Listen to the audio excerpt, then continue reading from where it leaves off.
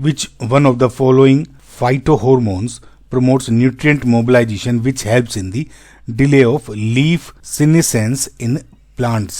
देखो leaf senescence को बहुत ही इजी शब्दों में कहें तो लीफ सीनेसेंस मतलब क्या है, जो पत्तियां होती हैं पेड़ों की उनका बुढ़ापा, जब वे बूढ़ी हो जाती हैं तो उसको लीफ सीनेसेंस बोलते हैं।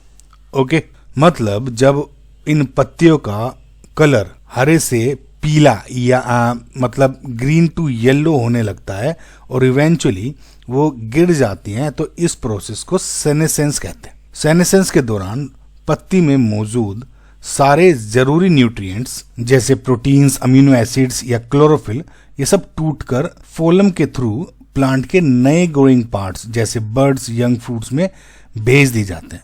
इस प्रोसेस को न्यूट्रिएंट मोबिलाइजेशन कहते हैं। अब इस क्वेश्चन में एक दूसरा इंपॉर्टेंट वर्ड दिया गया है फाइटोहॉर्मोन्स। देखिए ये वो केमिकल मैसेंजर हैं जो प्लांट के ग्रोथ, उनके डेवलपमेंट और रिस्पॉन्स को रेगुलेट करते हैं। समझना?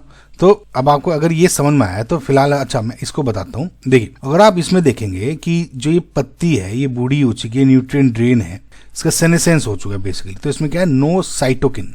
और जब साइटोकिनिन होता है तो उसमें क्या है, डिलेड सेनेसेंस, मतलब ये जवान है, अभी यूथ है। तो बेसिकली देखिए इस जो साइटोकिनिन है उसको आप यूथ हार्मोन भी बोलते हैं, ये भी याद रखना, भी पूछा जा सकता है। ठीक है, यूथ हार्मोन ऑफ प्लांट्स। तो इसका मेन काम है सेल डिवीजन यानी साइटोकिनेसिस को स्टिमुलेट करना, या फिर दूसरे शब्दों में कहें कि इसका इंपॉर्टेंट रोल है सीनेसेंस को रोकना या फिर डिले करना। ओके, देखिए जब पत्तियों में साइटोकिनिन का लेवल हाई रहता है तो ये न्यूट्रिएंट मोबिलाइजेशन की डायरेक्शन को रिवर्स कर देते हैं। ये हार्मोन्स न्यूट्रिएंट को पत्ती से बाहर जाने से रोकते हैं, देख रहे हैं, और आसपास के टिश्यूज से न्यूट्रिएंट्स को पत्ती की तरफ खींचते हैं। इससे पत्ती लंबी देर तक ग्रीन और एक्टिव रहती है। इस इफेक्ट को आप रिचमंड लैंग इफेक्ट भी बोलते हो, रिचमंड लैंग इफेक्ट।